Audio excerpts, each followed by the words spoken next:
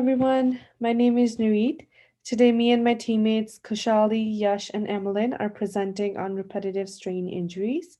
I'll hand it over to Emmeline to introduce our topic. Hello, everyone. Musculoskeletal disorders comprise a range of injuries that are predominantly the result of repetitive strain and cumulative trauma. During the client's care, dental hygiene professionals perform procedures that involve precise, repetitive motions and long hours of awkward and static postures. Consequently, delivering client care can potentially results in repetitive strain injuries that, if not taking preventive measures, can affect both the hard and soft tissues of the dental hygiene professional's body. Suffering repetitive strain injuries may also result in significant reducing clinical hours, work hours for dental hygienists, and even make them pursue further education in order to change practice setting or careers. The risk of suffering repetitive strain injuries could be reduced by performing adequate preventive strategies such as using professional loads and following the proper patient-operator working postures.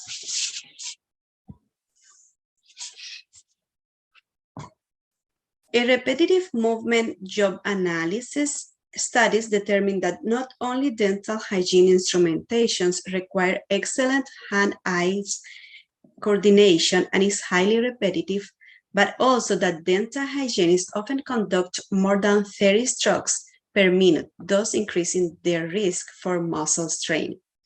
During an hour-long appointment, dental hygienists typically maintain static and awkward positions for 30 to 50 minutes, contributing to muscular fatigue and pain created by poor circulation, inefficient removal of lactic acid, and increased muscular pressure.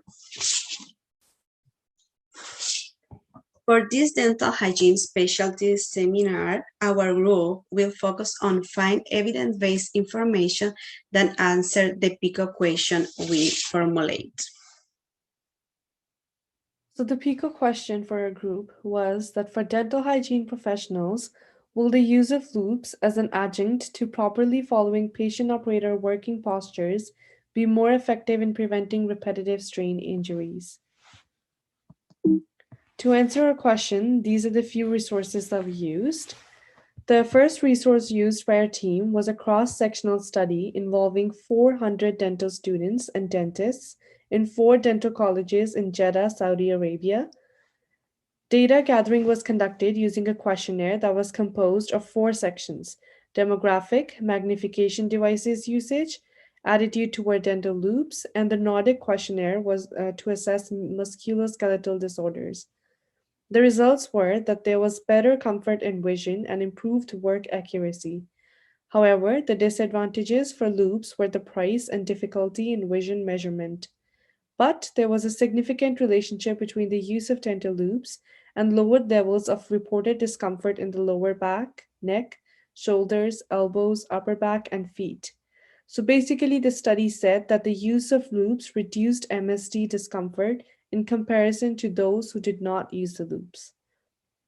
Our second study was a study in which dental hygienists were contacted through a popular dental hygiene website and were asked to participate in a survey regarding the use of loops. Participants were asked questions such as what loops they used, the environment they used the loops in, the environment in which they think loops should be used, as well as the advantages and disadvantages of using loops. The journal article concluded that there was a wide agreement in regards to the advantages of using loops. The author of the article contends that loops should be taught in school while keeping them optional based on personal preference of students. The advantages of loops were more prominent than the disadvantages of loops. Our third resource was a survey study conducted with 1769 dental hygienists. The article actually says that the one way we can protect ourselves and prevent MSDs is by wearing loops with every patient. The survey asked numerous questions, such as who already had loops, who wanted to buy loops, where they wanted to buy the loops from, and why they wanted them. The article concludes that all hygienists should be wearing loops because of the benefits associated with them. However, it takes patience and proper fittings to have that advantageous experience with loops. Adjustment may take a little while, but the advantages take over. The fourth resource is a review article on operator positioning and posture. The article reviews what neutral position is and what are the advantages for the operator to be in that position. The article further explains how to be in a neutral sitting position as well as a neutral neck position. In conclusion, the article presses on the importance of maintaining correct positioning, which might be overlooked due to tight patient schedules, emergencies, and production goals. Taking the time to position the patient, dentist, assistant, and equipment properly can not only have positive ramifications for the operator's posture, comfort, and career longevity, it can also lead to better treatment and increased productivity. The last study had a sample of 1,533 dental hygienists. An online version of the standardized Nordic questionnaire, descriptive statistics, chi square analysis, as well as survival analysis were used to derive the results. The study concluded that 85% of dental hygienists who had practiced for 15 years or more suffered from MSDs, even if they used proper operator positioning. Based on all of the resources researched by our group, we have concluded that loops play a considerably beneficial role in preventing musculoskeletal disorders. Not only this, the articles actually stressed that loops should be an essential part of a dental hygienist's life, not only to prevent MSDs, but also provide the best possible care to our clients. For dental hygienists, MSDs are a high risk and therefore correct operator and client positioning paired with perfectly fitted loops should be a necessity. Now I'll hand it over to Kushali to talk about the clinical relevance of using loops. Clinical relevance for use of loops for improving ergonomics. Ergonomic health and visual acuity are very major concerns for dental professionals. The oral health professionals depend on the strength of their body for their longer working hours and for their longer career life. The visual deficiencies are one of the most important reasons for developing the musculoskeletal disorders related to head, neck, and shoulder regions. As because of visual deficiencies, the operator tended to tilt their hair forward, overexert their neck flexion, and also leading to lack of balance. A neutral neck position should be maintained during the clinical care, which encompasses a head tilt range of 0 degrees to 15 degrees and neck flexion of 0 degrees to 20 degrees. Avoiding if your neck is flexed for more than 20 degrees for longer period of time, you are at risk of developing musculoskeletal disorders related to head, neck, and shoulder regions. The loops help in maintaining your ergonomic posture in neutral position. As we can see in these photos, when you use the loops, you tend to sit more straight, maintaining the 90 degrees angle of your elbows, and your head is also in a way better position than while you're not using the loops and trying to see. Approximately 90, if your ergonomic posture remains as the first image for longer period of time, you may develop musculoskeletal disorders.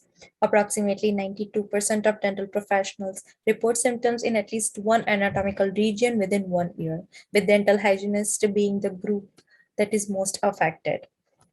To avoid this, we recommend the use of loops for improving your ergonomics. So, how will your loops help you not developing musculoskeletal disorders, and how will they affect your clinical care? The loops help in decreasing your working time and increase your work quality. There was a study done by Abolashmat in 2020 on 400 dental students, and they all documented that use of loop reduced their MSD symptoms that involved hands, arms, and shoulders. They preferred the magnification of about 2.5 times. There was another study done on dental professionals where they were given loops for about 6 months, and the advantages and limitations were documented. About 91.7% of the professionals shared that it improved their calculus removal and increased their quality of work. It also decreased their MSD symptoms. The most common limitations that professionals documented was the adjustment period, their limited depth of vision, vertigo, and headache. So there are many loops available, but it is very important that your loops are actually helping you, and they are ergonomic. To make sure the loops that you are buying are ergonomics, it is important to consider 3 criteria. The first criteria is the working distance. The working distance is the distance between your eyes and your operating field, that is your oral cavity. Second is it should be maintained about 14 inches if you are on the shorter side, and about 20 inches if you are on the taller side. Declination angle. It is an angle that your eye makes with your working area. The declination angle should be steep enough so that your head is not inclined forward while working.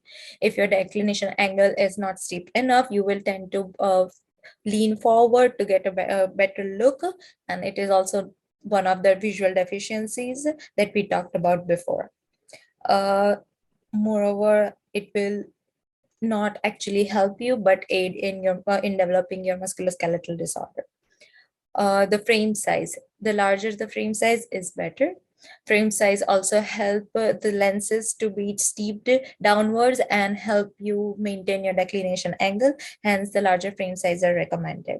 For that, there are 2 types of loops usually available. One are the flip-up types, and then is see through the lens type. The flip-up types they offer bigger frame sizes, and the declination angles are more steeper. Hence, they are better in ergonomically than the see through the lens type. The interprofessional team that will help us would be we ourselves, the dental professionals. We can help ourselves by being aware about our ergonomic posture, maintaining the neutral posture, and getting all the equipments that are necessary for us to not develop an MSDs, like sharper instruments, loops, proper saddle chairs. Apart from that, the company selling loops, they are one of the most important part of this team, because they are the ones that are going to take your measurements for your loops, and they are the ones that are in charge of making your loops ergonomically comfortable. So if the 3 ergonomic criteria are not considered while your adjustments are done, then it is important then your loops are not ergonomically favorable for you. Third is chiropractor, then the physical therapist, and the massage therapist. These are all the professionals that will help in improving if you're already developing your musculoskeletal disorder symptoms regarding your head, neck, shoulder, wrist regions. They will help you diagnose them. Flexion exercises, stretching exercises could be recommended according to the disorder, the anatomic region that you are having problems with, and they can also help you. They can also watch you work and tell you about your ergonomic posture and neutral position maintenance better. Talking about controversies, research gaps, and limitations in the research, all the sources used for this research are legitimate and from National Library of Medicine. The research articles include various types of study methods, such as cross-sectional method and survey method, and therefore it can be trusted and can apply in the clinical practice by our peers. Talking about the need of more research, after our presentation, we realized that all the available information is regarding the benefits of wearing dental loops and how they are effective in correcting posture, visual deficiencies, and reducing musculoskeletal disorders involving hands, arms, and shoulders. However, we could not find more information on the comparison of effects of using dental loops or using correct client operator positions on the neck and back region. Talking about the conclusion, there are many dental professionals who use dental loops. There was a significant relationship between the use of dental loops and reduction in musculoskeletal disorders among the dental students and dentists. There are wide agreements existing among dental hygienists regarding the advantages of using dental loops. Additionally, even if the dental hygienists are using the correct client operator positions, most practicing dental hygienists reported developed musculoskeletal disorders earlier than has been previously reported. With tight patient schedules, emergencies, and production goals to consider, it is easy to overlook proper operator posture and positioning. There was a survey conducted on the dental hygienists who are or were using dental loops in the past and those who do not own a loop. Researchers found out the majority of loops users were happy with their current loop situations. However, cost was one of the major contributing factor among those who were unhappy with their current pair of loops and for those who did not already own a pair. But we should not forget many dental loops companies offer payment plans. Hygienists can also approach their dentist and explain them the benefits of using dental loops and perhaps share the cost if the dentist is not willing to pay for them entirely. It is never hurt to ask, right? Moreover, most loops wearers have been wearing them for more than 5 years, so it is kind of a one-time investment. Many stated that they couldn't work without using dental loops. Considering the ergonomic and patient care benefits of wearing loops, all hygienists should be wearing them. A proper professional fitting is essential for comfort and effectiveness, and it takes time and patience to adjust dental loops. For most hygienists, loops should be an essential part of their patient care and their self care. Thank you, and these are our references. And please ask if you have any questions.